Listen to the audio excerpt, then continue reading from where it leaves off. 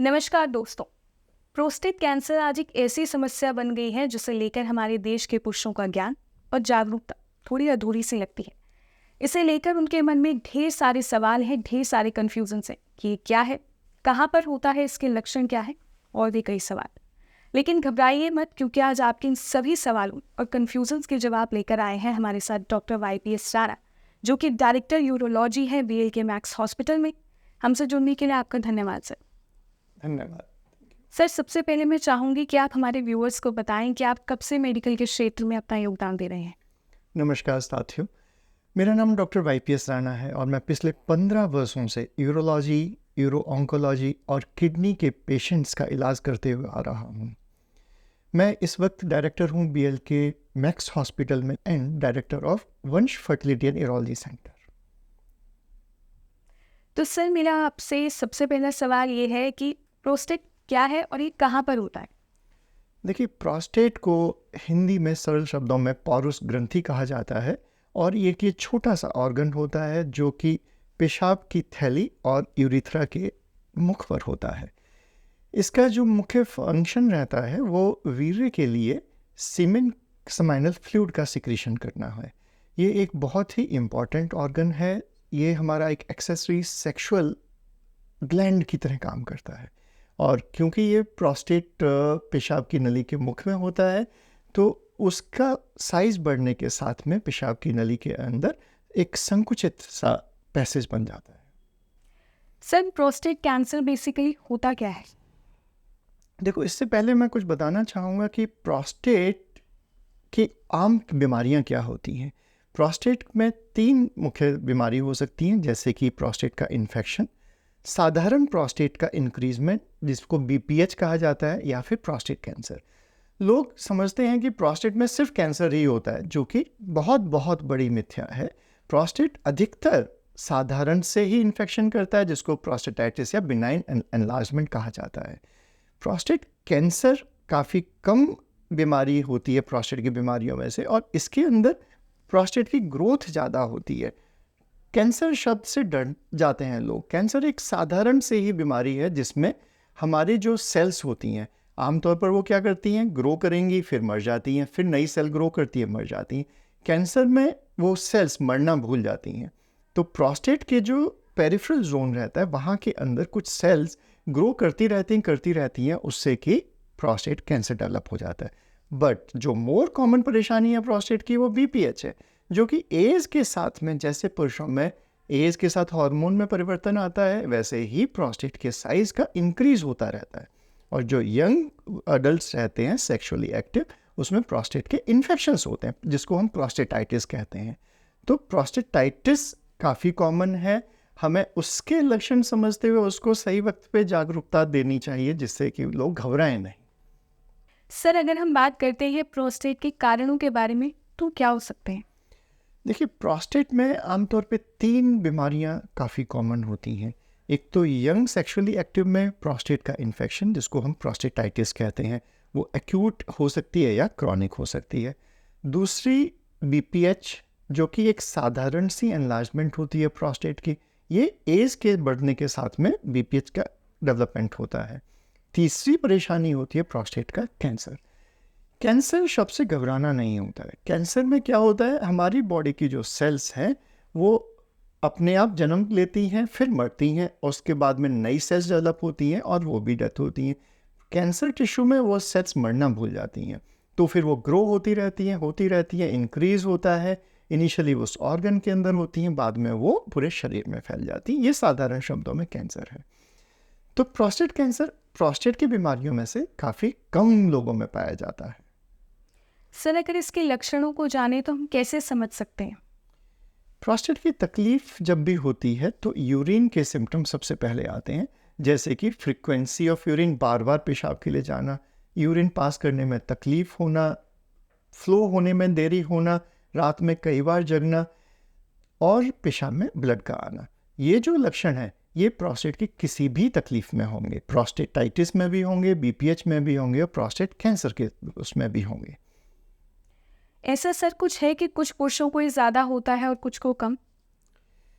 देखिए, प्रोस्टेट के लिए ऐसा कहना मुश्किल होगा कि ये एक पर्टिकुलर वजह है जिससे प्रोस्टेट की बीमारियां होती ही होती हैं।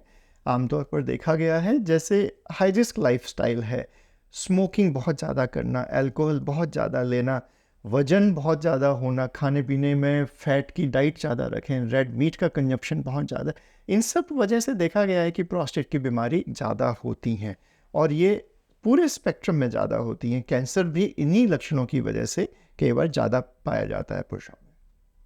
सर पीएससी टेस्ट क्या होता है, इसके बारे में आप थोड़ा हमारे दर्शकों को बता दीजिए। पीएसए एक सिंपल सा ब्लड टेस्ट है जिसका मतलब होता है प्रोस्टेट स्पेसिफिक एंटीजन। ये एक नॉर्मल ब्लड टेस्ट के जरिए किया जाता है एंड बहुत ही इम्पॉर्टेंट टेस्ट है।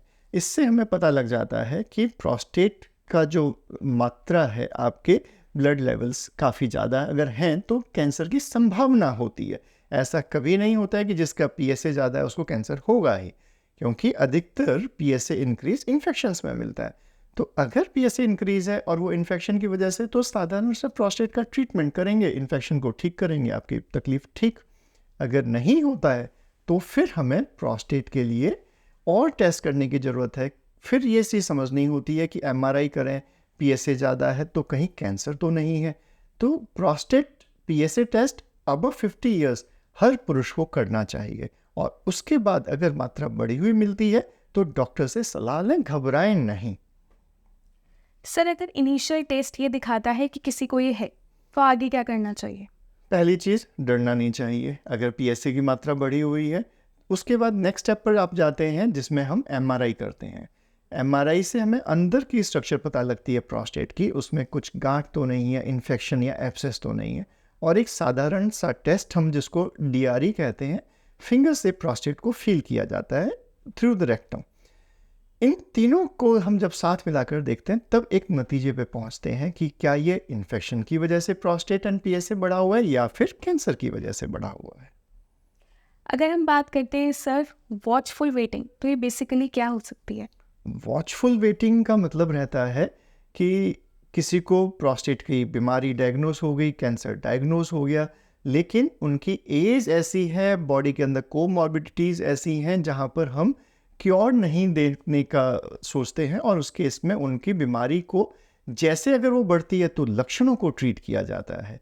बट उससे पहले हमें पूरा ये समझना होगा कि प्रोस्टेट की बीमारी की क्या क्या अवस्थाएं हैं और उस अवस्था के हिसाब से क्या क्या इलाज हैं। यहाँ पर मैं ये बताना चाहूँगा कि प्रोस्टेट की बीमारी अगर अर्ली स्टेज में हम पकड़ते हैं, जिसको कि प्रोस्टेट कैंसर को हम अर्ली डायग्नोसिस करते हैं, इसकी क्योर रेट ऑलमोस्ट 100% होते हैं। मतलब आपकी बीमारी की सेल्स अभी सिर्फ प्रोस्टेट में ही हैं, हमने पीएसए किया जो कि ज़्यादा था, एमआरआई करी, वहाँ से सस्पिशन मिला, फिर उसके बाद एक इम्पॉर्टेंट टेस्ट किया जाता है जिसको प्रोस्टेट बायोप्सी कहते हैं। बायोप्सी को लेकर समाज में बहुत सारी मिथ्या भ्रमित करने वाली, प्रचलन वाली बातें हैं, जिसमें कि समझते हैं लोग बायोप्सी की तो कैंसर फैल जाएगा।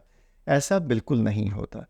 यहाँ पर मैं एक छोटी सी कहानी शेयर करना चाहूँगा। हमारे एक बहुत ही करीबी मित्र हैं, उनके पिताजी आज से 3 साल पहले मेरे पास आए। पीएसए 8 था। 8 पीएसए के साथ में जब उनको हमने डायग्नोसिस के लिए बायोप्सी बताई, डर गए, बायोप्सी नहीं करी।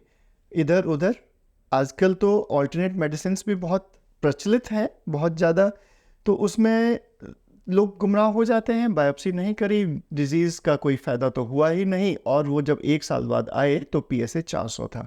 जो अर्ली स्टेज में आप उनको ट्रीट करके क्योर कर सकते थे, अभी वो एडवांस स्टेज में आप सिर्फ कंट्रोल कर सकते हैं। हमने अभी भी उनका बायोप्सी करके इलाज किया, सब कुछ ठीक है, आज की डेट में वो स्वस्थ हैं, पीएसए बहुत कम है, लेकिन क्योर नहीं हो पाई बीमारी। ये थोड़ी सी एक ऐसी अवस्था बन जाती है। अच्छा, तो समझते ही हैं कि बायोप्सी करने से क्या होता है, हमें डायग्नोसिस मिलता है। बायोप्सी से हमें पता लगता है कि वो सेल्स किस तरह की हैं, कैसे ग्रो करेंगी और उनको हमें आगे ट्रीट कैसे करना है। तो अगर बायोप्सी करते हैं, डायग्नोसिस मिलता है और आप ट्रीट नहीं करेंगे तो एनीवेज बीमारी बढ़ेगी और वो फैलेगी। तो बायोप्सी से बीमारी नहीं फैलती, बायोप्सी के बाद इलाज ना करने से बीमारी फैलती है। इसलिए बायोप्सी से घबराना नहीं है। बायोप्सी की, हमने पता किया कि बायोप्सी से सेल्स बहुत साधारण वाली हैं, लो ग्लिसन स्कोर है, ये सेल्स बहुत ज़्यादा ग्रो नहीं करती हैं, तो आपको कई बार हम लोग सलाह देते हैं कि आप वेटफुल वॉचिंग में रहेंगे, एक्टिव सर्वेलेंस पे रहेंगे, तो और कुछ करने की ज़रूरत नहीं है। अगर यही बायोप्सी बताती है कि ग्लीसन ग्रेड हाई है और ये ट्यूमर बहुत ज़्यादा फैल सकता है, तो उस स्थिति में अब हमारे पास ऑप्शन आती हैं ट्रीटमेंट करने की। तो उसमें हमें पहली चीज़ समझनी होती है कि कैंसर क्या सिर्फ कन्फाइंड है या पूरा फैल चुका है। उसके लिए और टेस्ट किए जाते हैं, जिसमें PSMA पेट सेट CT रहता है, या फिर बोन स्कैन जैसे टेस्ट करते हैं। पता लगा लेते हैं कि कैंसर सिर्फ यहीं है, प्रोस्टेट में है। अगर वो सिर्फ प्रोस्टेट में है तो अभी पूरी आपको 100% क्योर तक का आपको ये मान के चलना होगा पॉसिबिलिटी है, जिसमें रोबोटिक सर्जरी एक बहुत अहम भूमिका निभाती है। रोबोटिक विधि से प्रोस्टेट को पूरा निकाल दिया जाता है और आपके ब्लैडर और यूरेथ्रा को ज्वाइन कर देते हैं। आज की डेट में टेक्निक्स ऐसी अच्छी डेवलप हुई हैं जिससे कि good surgical control, oncological control और साथ में यूरिन कंट्रोल भी बहुत अच्छा आ सकता है। इसके अलावा जो और पॉसिबल ट्रीटमेंट हैं, जिसमें रेडिएशन थेरेपी है, प्रोटॉन बीम थेरेपी है, या फिर एडवांस स्टेज अगर रहती है, प्रोस्टेट फैला है, तो फिर हमें हार्मोन थेरेपी से काम करना होता है, जहाँ पे प्रोस्टेट को कंट्रोल नहीं, कैंसर को क्योर नहीं, सिर्फ कंट्रोल किया जाता है। फिर भी आपका सर्वाइवल बहुत अच्छा होगा। तो पूरी प्रोस्टेट को समझना है, लेकिन डरने की आवश्यकता नहीं है। सर, प्रोस्टेट को लेकर आपने काफ़ी सारे ट्रीटमेंट के बारे में भी बताया, लेकिन हम चाहेंगे कि आप ये ट्रीटमेंट और सर्जरीज को लेकर थोड़ा और ज़्यादा हमारे व्यूअर्स को बताएं। देखिए, प्रोस्टेट की डिजीज़ जिस तरह से इंसिडेंस इंक्रीज़ हो रहा है, और जैसा मैंने बताया 3 बड़ी बीमारियां, जहां पे प्रोस्टेटाइटिस को तो मेडिकली मैनेज कर लिया जाता है, जहां पर हम लोग कुछ मेडिसिन्स हैं, अल्फ़ा ब्लॉकर्स देते हैं, इन्फेक्शन के लिए एंटीबायोटिक देते हैं और थोड़ा लाइफस्टाइल चेंजेस समझाते हैं। BPH जो है प्रोस्टेट के लिए, उसका जो ट्रीटमेंट है सर्जरी एंड मेडिसिन के साथ में काफ़ी हद तक पेशेंट्स अपने सिम्टम्स को कंट्रोल रख सकते हैं और चीज़ें स्टेबल रहती हैं। बट ज़रूरत होती है फॉलोअप में यूरोफ्लोमेट्री करने की, बहुत साधारण सा टेस्ट है, और समय पे PSA भी चेक करना होगा। अगर मेडिसिन से यूरिन के सिम्टम्स नहीं इम्प्रूव हो रहे हैं, बार बार उठना पड़ रहा है और ब्लैडर के अंदर यूरिन काफ़ी मात्रा में रुक रहा है, तो एक ये वार्निंग साइन होता है कि ब्लैडर आपका पूरा खाली नहीं हो रहा। ब्लैडर खाली नहीं होगा तो धीरे धीरे उसकी जो मांसपेशियाँ कमज़ोर हो जाती हैं और ब्लैडर की हाइपोकॉन्ट्रैक्टिलिटी आ जाती है। तो उस स्थिति में आपको सर्जरी पहले करनी है। अच्छा, अब प्रोस्टेट की जो सर्जरी है, उसमें आमतौर पे 3 तरह की सर्जरी प्रचलन में है।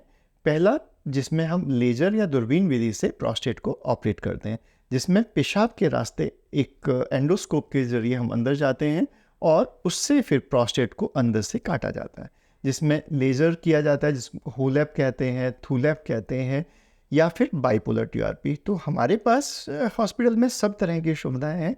हम देख लेते हैं कि पेशेंट की प्रोस्टेट कितनी बड़ी है और उनके लिए कौन सी वाली टेक्निक सबसे बेटर होगी, तो उसको चूज़ किया जाता है। और इसके अलावा एक और नई विधि जिसको यूरोलिफ्ट कहते हैं। यूरोलिफ्ट ये बहुत ही सिंपल सी टेक्निक है। इसमें प्रोस्टेट के लिए अंदर पेशाब के रास्ते से जाकर क्लिप्स लगाई जाती हैं, जिससे कि प्रोस्टेट को स्प्रेड कर देते हैं। हम उसका जो बढ़ा हुआ मांस है उसको निकालते नहीं हैं, उसको सेपरेट किया जाता है। यूरोलिफ्ट टेक्निक कहा जाता है। ये मैं काफ़ी पेशेंट्स में अभी तक कर चुका हूँ और बहुत सक्सेसफुल आउटकम है। बट ये हर किसी के लिए अवेलेबल ऑप्शन नहीं होती है, बिकॉज अगर प्रोस्टेट बहुत बड़ा है, ब्लैडर बहुत वीक है, तो इस सर्जरी का बहुत बेनिफिट नहीं मिलता। बट अर्ली स्टेज में बहुत अच्छी टेक्निक है। एक और फ़ायदा रहता है यूरोलिफ्ट का कि आपके सेक्सुअल फंक्शंस प्रिजर्व रहते हैं, इजैकुलेशन बाहर आएगा, जो प्रोस्टेट की अदर सर्जरीज के बाद में सीमेन बाहर आना बंद हो जाता है।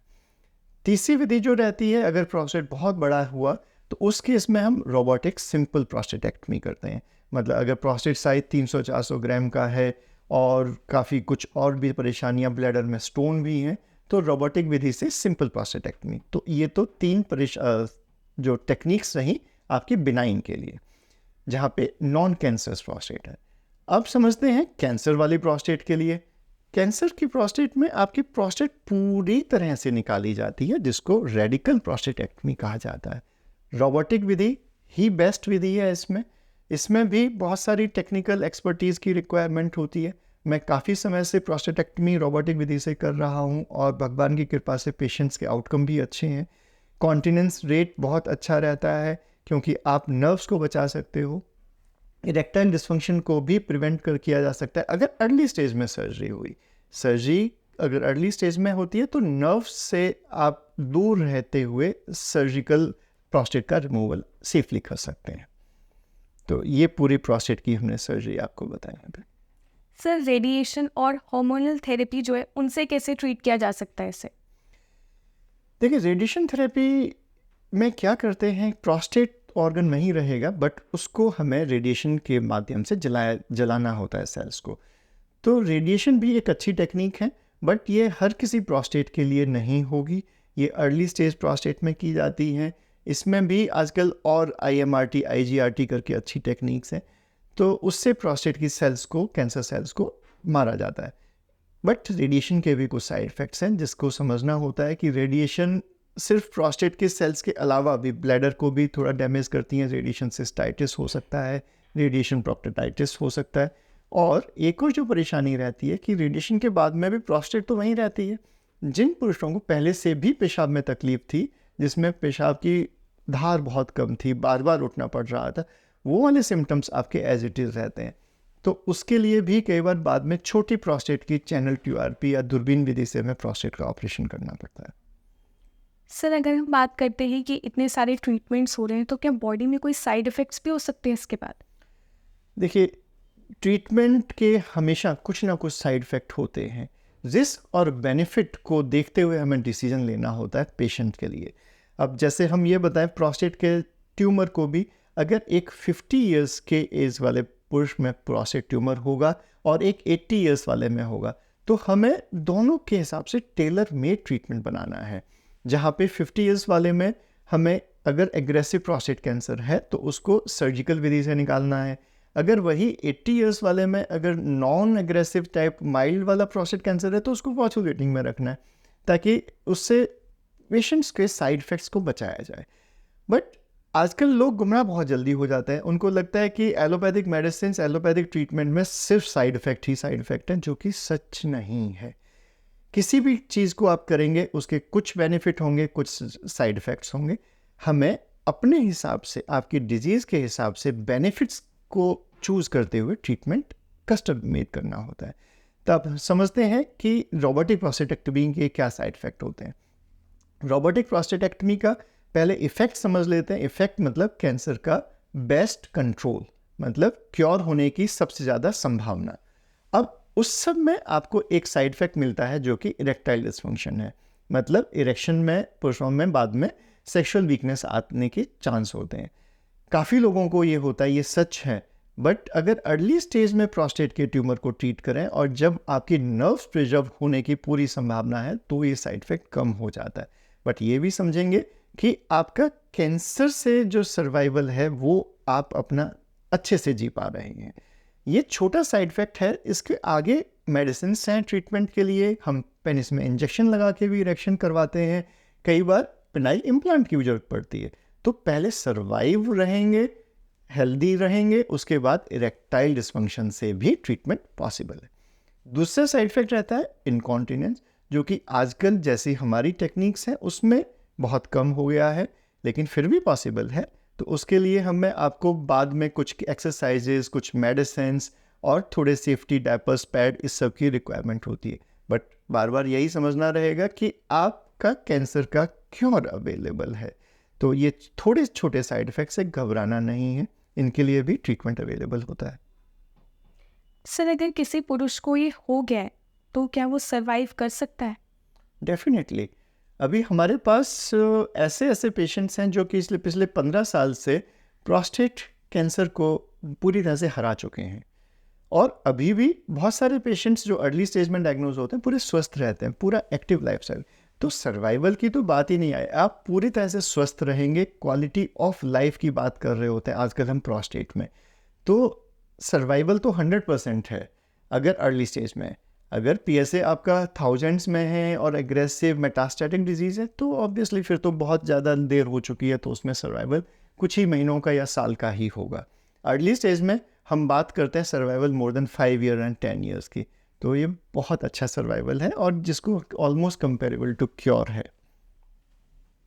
सर, जैसा आपने अभी कहा क्वालिटी ऑफ लाइफ, तो ऐसी क्या चीज़ें हैं हम कर सकते हैं जिससे हम अपनी लाइफ की क्वालिटी को बढ़ा दें ताकि हमें ये प्रॉब्लम हो ही ना, क्योंकि आजकल का लाइफस्टाइल जो है वो थोड़ा अलग है, तो उसके बारे में आप बताएं। आपने ये बहुत अच्छा क्वेश्चन पूछा और प्रिवेंशन के बारे में। एक्चुअली प्रिवेंशन एक ऐसी चीज़ है जो मेरे बिल्कुल दिल के करीब है। मैं किडनी के लिए भी लोगों को जागरूक करता रहता हूँ, क्योंकि किडनी फेलियर एक बहुत बड़ी परेशानी है, लास्ट में किडनी ट्रांसप्लांट पे पहुँचते हैं। तो पहले जागरूक रहना है किसी भी बीमारी और किसी भी अवस्था में पहुँचने से पहले। अगर आपके पास सही नॉलेज है, उस नॉलेज के हिसाब से अपनी लाइफ में आप चेंज करें तो आप स्वस्थ रह पाएंगे।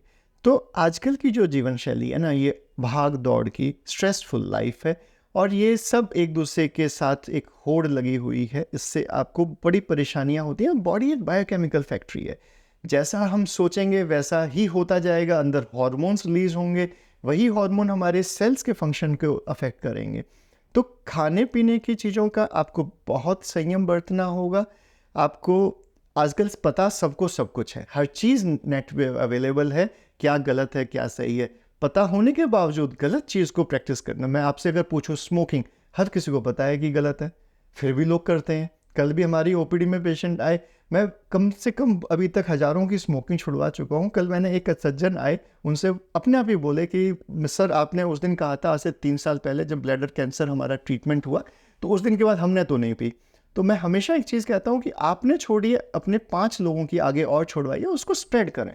जब एक दूसरे के साथ चेन में जैसे पीने की आदत लगी थी, वैसे ही छोड़ने की भी आदत होनी चाहिए। तो उन्होंने बताया कि उनके साथ में एक और पुरुष आए हैं, वो उनकी नहीं छूटी है।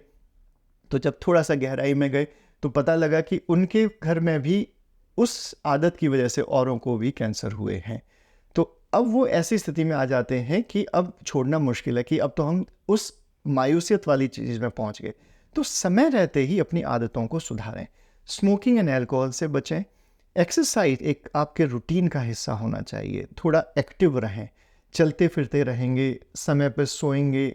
स्लीप एंड स्ट्रेस फाइट करने, स्ट्रेस एक ऐसी चीज़ है आजकल, एक लोगों के एक लाइफस्टाइल का हिस्सा बन गया है। हर काम में जल्दी, हमारी बॉडी को रिलैक्सेशन की भी एक आदत है और ज़रूरत है, तभी सेल्स रिकवर करते हैं। तो ये समझना ज़रूरी है कि जो जो चीज़ें आप अपने अंदर चेंज लाके अपनी हेल्थ के लिए कर सकते हैं, तो वो आपके लिए सबसे बड़ा गिफ्ट होगा। जैसे कहा जाता है ना, ounce of prevention is better than pounds of disease, pain and all this thing. तो हमेशा प्रिवेंशन के लिए जागरूक रहें, संयम बरतें और अपने ध्यान रखें और अपनों का ध्यान। सर, जैसे आपने अभी एक्सरसाइज की बात की, तो कोई पर्टिकुलर टाइम कि हमें इतनी देर का वर्कआउट करना चाहिए या वॉकिंग, क्या चीज़ है जिससे हर कोई कर सके? बहुत सिंपल रहता है, ऐसा नहीं है। आप अपने समय के हिसाब से एक पैटर्न बना सकते हैं। बहुत हैवी एक्सरसाइज भी नहीं करनी है, बिकॉज लाइफ का जो मूल मंत्र है ना, वो बैलेंस है। अभी देखा होगा आपने, जिम के अंदर भी कुछ न्यूज़ आ रहे हैं कि जिम करते करते लोगों को हार्ट अटैक हो गई, यंग हार्ट अटैक। तो ये भी बहुत बड़ी परेशानी है कि एक्सरसाइज जो कर रहे होते हैं वो एक एक्सट्रीम लेवल पे कर रहे होते हैं और बिना किसी सावधानी के। अंदर हमने चेक नहीं किया कि हमारी कॉरोनरीज कैसी हैं, एक तरफ स्मोकिंग भी चल रही है, हार्ट की वेसल्स कम है और हम एक्सरसाइज रिगरस कर रहे हैं, वो भी सही नहीं है। आमतौर पे हफ्ते में 3 या 4 दिन की एक्सरसाइज, ब्रिस्क वॉक, थोड़ा रनिंग जॉगिंग कर लिया, ब्रीदिंग योगा कर लिया, थोड़ा मेडिटेशन कर लिया। बहुत इंपॉर्टेंट होता है मेडिटेशन, रिलैक्सेशन, ये सब चीज़ें आपके माइंड का संतुलन करती हैं। क्योंकि एक्सरसाइज में सबसे इम्पॉर्टेंट हमारे बॉडी का सर्कुलेशन इम्पॉर्टेंट है, ब्रीदिंग पैटर्न हमारे इम्प्रूव होने चाहिए और मेंटल रिलैक्सेशन होना चाहिए। एक्सट्रीम एक्सरसाइजेज नहीं करनी है, जब भी आपको समय मिले तब कर लें, सुबह करें, शाम को करें, ऑफिस जाते हुए करें। आपकी बॉडी को एक्टिव रखना है, बस ये बहुत इम्पॉर्टेंट है। सर, आपने यहाँ पर स्ट्रेस की भी बात की, तो ये स्ट्रेस के लिए अगर हम मी टाइम की बात करते हैं, खुद के लिए समय निकालना, तो वो कितना मदद कर सकता है यहाँ पर? डेफिनेटली करेगा। जब आप जागरूक होंगे, आप अपना ध्यान रखेंगे, तो आपके अंदर बॉडी में ऐसे हार्मोन्स रहेंगे जो आपके लिए बहुत प्लेजर के हार्मोन्स हैं। आपकी बॉडी का बीपी भी कंट्रोल रहेगा, आपको बहुत अंदर से इनर हैप्पीनेस की बात हम यहाँ पे करेंगे। तो सेल्फ केयर, और ये बहुत बहुत इम्पॉर्टेंट है कि जब आप पहले स्वयं अपना ध्यान रखेंगे तभी आप अपनों का ध्यान रख पाएंगे, तभी आप और पेशेंट्स का ध्यान रख पाएंगे। मैं आजकल देखेंगे कि डॉक्टर्स भी बहुत बीमार हो रहे हैं, किसी ना किसी वजह से वो अपना ध्यान रखना भूल जाते हैं। पता सबको सब कुछ है लेकिन नहीं कर पाते। डायबिटीज़, हाइपरटेंशन, और डॉक्टर्स में देखा जाए प्रोफेशनल रिलेटेड भी एक प्रोफेशनल हज़ार्ड बन गया है, रिस्क ऑफ लाइफ के लिए, basically death incidences because of stress at the work doctors में काफ़ी इंक्रीज हो गए। तो मी टाइम बहुत इंपॉर्टेंट है, एंड ये सभी के लिए, डॉक्टर्स के लिए एंड पेशेंट्स के लिए, आप सभी के लिए भी बहुत ज़रूरी है। सर, एंड में मैं चाहूँगी कि जिन लोगों के मन में अचानक से कैंसर सुनते ही जो डर आ जाता है, उसके बारे में आप थोड़ा सा उन्हें समझाते हैं कि डरे ना और ट्रीटमेंट के लिए आना चाहिए उन्हें। देखिए, डरना तो कभी नहीं होता, और ये इसको समझ लेंगे, जो डर गया वो मर गया। बीमारी से जागरूक रहना है। जब आप जागरूक होंगे तभी आप बीमारी को हरा पाएंगे। नहीं तो देखो, वातावरण में हर चीज़ देखी आपने, अभी कोविड में आपने देखा, जो डरे थे वही सबसे ज़्यादा डेथ में हुए। तो बीमारी, बैक्टीरिया, वायरस, ये हमेशा आपको करेंगे ही, अटैक चलता रहता है। एक कैंसर का भी एक इंटरनल ये अटैक चल रहा है। तो ये अटैक तो आपकी बॉडी में बाहर से अंदर से होने ही होने। अब हमें क्या करना है? अपने आप को स्ट्रॉन्ग बनाना है। सर्वाइवल ऑफ द फिटेस्ट है यहाँ पर। अपने आप को कैसे स्ट्रॉन्ग बनाएंगे? सबसे important mentally strong, then physically strong, उसके बाद इमोशनली स्ट्रॉन्ग, और फिर अपने आपको सब चीज़ों के ऊपर कंट्रोल करना चाहिए। कैंसर से डरने की ज़रूरत बिल्कुल भी नहीं है, सिर्फ जागरूक रहें, अर्ली स्टेज में डायग्नोसिस पे फोकस करें। तो कैंसर का अगर अर्ली स्टेज में, जहाँ तक यूरोलॉजी कैंसर्स की बात हम करें, यूरोलॉजी कैंसर्स में अर्ली स्टेज के डायग्नोसिस के बाद तो क्योर 100% है। हम जैसे किडनी में ट्यूमर, आमतौर पे मैं मान के चले हफ्ते में 3-4 किडनी के ऐसे ट्यूमर्स ऑपरेट कर रहा होता हूँ जहाँ पे पूरी किडनी को हम बचा सकते हैं, सिर्फ किडनी को पार्शियल नेफ्रेक्टमी, जो ट्यूमर है उसी को निकालते हैं। लेकिन ऐसा कब होता है? जब अर्ली स्टेज में हमें पता हो, अल्ट्रासाउंड किया या किसी वजह से सीटी हुआ, तो उसमें अगर किडनी का ट्यूमर है तो आप उसको प्रिवेंट कर सकते हैं। तो कैंसर से डरना नहीं है, पहली चीज़। उसके बाद सही इलाज के लिए जाना है। अगर आपको ऐसा लगता है कि कैंसर हो गया और आप इसको अब उस बीमारी के डेवलप होने के बाद में उसको छुपाने की कोशिश करेंगे या इधर उधर ऑल्टरनेट मेडिसिन में जाके समय व्यस्त करेंगे, तो समझना ये ज़रूरी होगा कि जो समय व्यर्थ हो रहा है वो कैंसर तो ग्रो कर रहा है। यहाँ पे वो 1 सेल के 2 सेल, 2 सेल के 4, 4 के 8, वो ऐसे जब कंपाउंडिंग होती है ना, एक स्टेज के बाद वो बहुत जल्दी ग्रो करता है। तो एक समय के बाद आपका समय बहुत इंपॉर्टेंट है। डायग्नोसिस के बाद में व्यर्थ नहीं करना है और सही वक्त पे सही जगह से अपना इलाज लेना है। तो जैसा कि डॉक्टर राणा ने कहा कि जो डर गया वो मर गया, तो इसलिए डरना नहीं है, आपको सही ट्रीटमेंट लेना है, इस विषय पर अपनी जागरूकता बढ़ानी है, अपने ज्ञान को बढ़ाना है और सही उपचार लेना है। हमसे जुड़ने के लिए आपका धन्यवाद sir. Thank you very much. I hope कि मैं आप लोगों की कुछ भ्रांतियाँ दूर कर पाया हूँ। अगर मेरी कुछ भी बातें आपको अच्छी लगे और आप उसको अपनी लाइफ में बरतें तो मुझे बहुत बहुत खुशी होगी, और आपके सजेशंस हमेशा वैल्यूएबल रहेंगे। Thank you.